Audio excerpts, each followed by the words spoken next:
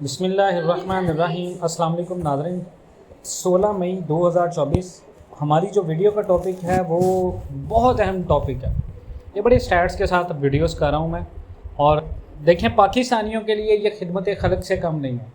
پاکستانیوں کو ہر وہ انفارمیشنز دینا جو پچھلے 70 سال سے پاکستانیوں کے ساتھ ہو رہا ہے۔ ہمارے آئینی ادارے بالکل عوام کے ساتھ مخلص رہے ہیں، جن میں پاک فوج ہے، لیکن اس کے ساتھ ساتھ جو پاکستان کے اندر سیاست دان ہے، خواہ وہ کوئی بھی پارٹی ہو، بڑی سیاسی جماعتیں جو پاکستان کی 3 ہیں، ان کا بھی کوئی موٹیو ہو تو پاکستانیوں کے حق میں ہمیں وہ برا رہا ہے۔ تو پاکستانیوں اس دفعہ بھی جو پی ڈی ایم کی حکومت کے بعد اب مزید جو حکومت چل رہی ہے محترم شہباز شریف صاحب کی حکومت میں، اور جو سٹیٹس ہمیں دکھائے جا رہے ہیں کہ سٹاک مارکیٹ ہماری کہاں جا رہی ہے، اور پاکستان کی حکومت سے آئی ایم ایف ڈیمانڈز کیا کر رہا ہے، حکومت پیٹرول سستا کر رہی ہے، کرنسی مارکیٹ کو حکومت نے جیم کر کے رکھا ہوا ہے، اور پاکستان کی معیشت کو ایسا بنا کر دکھایا جا رہا ہے کہ پاکستان کی معیشت جو ہے وہ دنیا کی بہترین ترقی کرنے والی معیشتوں میں سے ایک ہے۔ تو یاد رکھیے گا، جو میں سٹیٹس آپ کے ساتھ شیئر کرنے جا رہا ہوں، آپ کہیں سے بھی سرچ کر لیں، نیوز آرٹیکلز پڑھ لیں، آپ نیوز سن لیں، آپ کو کسی ایک چیز میں بھی جھوٹ محسوس نہیں ہوگا، اور ہمیں کوئی ضرورت نہیں ہے۔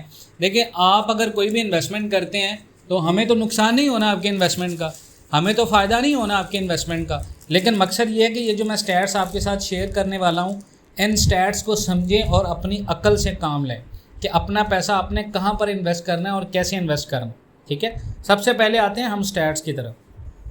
تو جناب سٹیٹس یہ ہے کہ پاکستان کا جو پبلک ڈیٹ ہے، یعنی ہمارا جو پبلک ڈیٹ ہے، جو قرضہ ہے، وہ 8 ٹریلین یعنی 8,000 ارب روپے ایک سال میں اس حکومت نے کر دی ہے، اور اس سے پچھلی حکومت نے بھی، اور اس سے پچھلی حکومت نے بھی، یعنی پچھلے 5 سال میں پاکستان کو کسی بھی حکومت نے معاف نہیں کیا۔ ہم انویسٹمنٹس پر بعد میں آتے ہیں کہ کون سی انویسٹمنٹس ہمیں کرنی ہے، صرف میں آپ کو ابھی اکانومی کے سٹیٹس بتا رہا ہوں۔ مارچ 2024 میں سال بہ سال کی بیس پر اگر ہم بات کریں تو وفاقی حکومت کے کل عوامی قرضوں کے ذخیرے میں پچھلے سال کی اسی ٹائم پیریڈ کے مقابلے میں 11.6% اضافہ ہوا، اور 2024 تک 8.4 ٹریلین روپے کا اضافہ ہوا ہے، اور 80.8 ٹریلین روپے سالانہ پچھلے سال کی اسی مدت میں 72.4 ٹریلین تھا۔ اب آ جائیں جولائی سے مارچ 2023 اور 24 کی مدت کے لیے، اس میں تقریباً 4.3 ٹریلین یا 5.6% اضافہ ہوا۔ اسٹیٹ بینک آف پاکستان کے سرکاری سٹیٹس کے مطابق جون 2023 کے آخر تک 76.5 ٹریلین قرضہ تھا، جو اب اس وقت پاکستان کے اندر 80.4 ٹریلین روپے ہو چکا ہے، اور مرکزی حکومت کا جو گھریلو قرض ہے وہ 24% بڑھ گیا ہے۔ مارچ 2023 میں 35 ٹریلین روپے تھا، اور مارچ 2024 میں 43.4 ٹریلین روپے ہے، اور یہ 1000 ارب روپوں کی بات ہو رہی ہے۔ اب مجموعی جو سرکاری قرض ہے وہ 14% بڑھ کر قریباً پاکستان کا 67.5 ٹریلین روپے کے مقابلے میں 67.36 تک پہنچ جائے گا 2024 کے آخر تک۔ اب آ جائیں آئی ایم ایف ڈیمانڈ کا گھر ہے۔ آئی ایم ایف سے قرض 1000 ارب روپے پر حکومت یہ بات کر رہی ہے، اور مارچ 2024 تک 2.15 ٹریلین روپے کے مقابلے میں یہ اس سال میں 2.12 ٹریلین روپے مزید اگلے مہینے میں اضافہ کر دے گا۔ اب آئی ایم ایف نے پاکستان کی ڈیمانڈ سن لیں۔ آئی ایم ایف نے پاکستان سے اور حکومت سے مطالبہ کیا ہے کہ وہ خسارے میں جانے والے سرکاری اداروں سے چھٹکارا حاصل کریں، یعنی آپ اپنے تمام تر اداروں کو بیچیں۔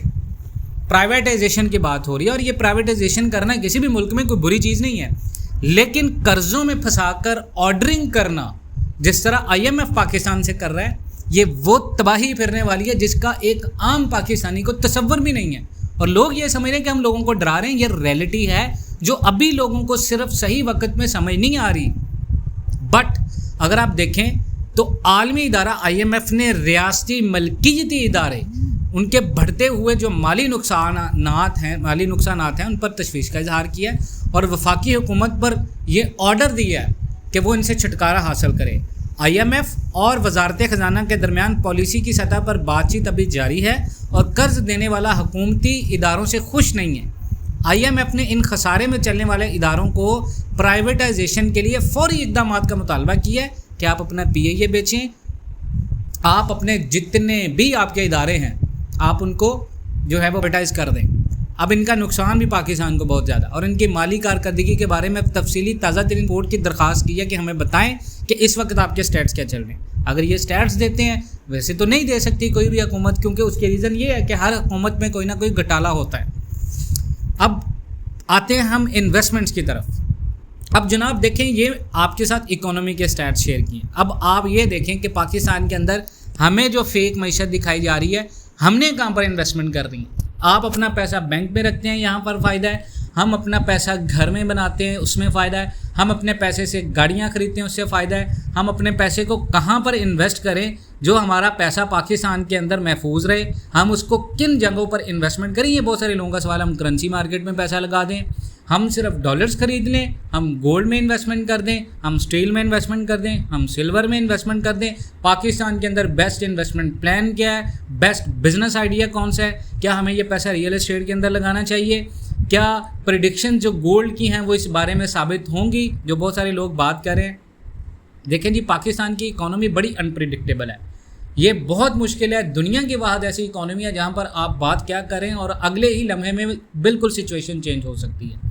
لیکن ایک چیز کے بارے میں پریڈکشن ہمیشہ سے بہت سارے انالیسس کی ٹھیک ہوئی ہے، وہ ہوئی ہے کہ پاکستان میں جو ڈالر اور گولڈ یہ ہمیشہ ہیج اگینسٹ انفلیشن ہوتے ہیں، اور پاکستان کافی عرصہ سے مہنگائی کی زد میں ہے جس سے پاکستان نکل نہیں پا رہا۔ اس کی بڑی وجہ یہ ہے ہمارے گردشی قرضے، ہمارے مقامی قرضے، ہمارے عالمی قرضے، اور ان پر جو ادا ہونے والا سود۔ پاکستان کی جو آمدن ہے وہ بیسیکلی اتنی کم ہے کہ ہمارے قرضوں کے اوپر جو سود ہوتا ہے وہ ادا کرنے میں ہی ہمارے بہت سارا ریونیو جنریٹ جو ہم کرتے ہیں وہ ختم ہو جاتا ہے۔ تو یہاں پر آپ نے جو پاکستان کے اندر انویسٹمنٹس کرنی ہے، یاد رکھیے گا، اگر ابھی مارکیٹ میں پاکستان کی مارکیٹ میں اسٹاک مارکیٹ کو بہترین دکھایا جا رہا ہے تو اسٹاک مارکیٹ میں انویسٹمنٹ کرتے ہیں۔ پاکستان کی جو مارکیٹ ہے اس میں گولڈ مارکیٹ کا ریٹ اتنا زیادہ نہیں بڑھایا جا رہا، تو آپ گولڈ میں اپنی انویسٹمنٹ کا پورٹ فولیو رکھیں۔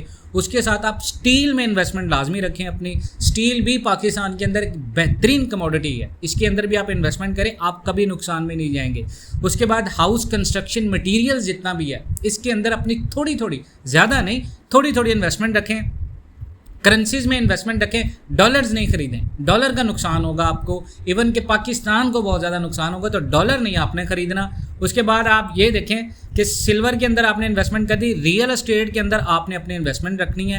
میں نے بہت ساری ویڈیوز میں آپ کو یہ کہا ہے کہ جن لوگوں کے پاس پہلے سے گاڑی ہے، بات سمجھیے گا، جن لوگوں کے پاس پہلے سے گاڑی ہے وہ لگژری آئٹمس کے اوپر پیسہ نہ لگائیں۔ جن لوگوں کے پاس گاڑی نہیں ہے، مزید ابھی گاڑیاں کیونکہ سستی ہونے کا امکان ہے، حکومت یہ کہہ رہی ہے، لیکن یہ بہت مشکل ہے، کیونکہ جو آٹو انڈسٹری مالکان اور آٹو انڈسٹری کا مافیا اور مونوپلی ہے مارکیٹس کی، وہ جو چھوٹی گاڑیاں جو ایک مڈل کلاس بندے کے نیچے آتی ہیں وہ کبھی سستی نہیں ہوں گی۔ حکومت وہی گاڑیاں سستی کرے گی جو کام انسان کی پہنچ سے باہر ہیں، جس کی وجہ سے اس کی اتنی زیادہ ڈیمانڈ نہیں بن پاتی اور اس کی کنزپشن بھی بہت زیادہ ہے، جس کی وجہ سے سپلائی اور ڈیمانڈ کو دیکھتے ہوئے حکومت فکس فیصلے کرتی ہے۔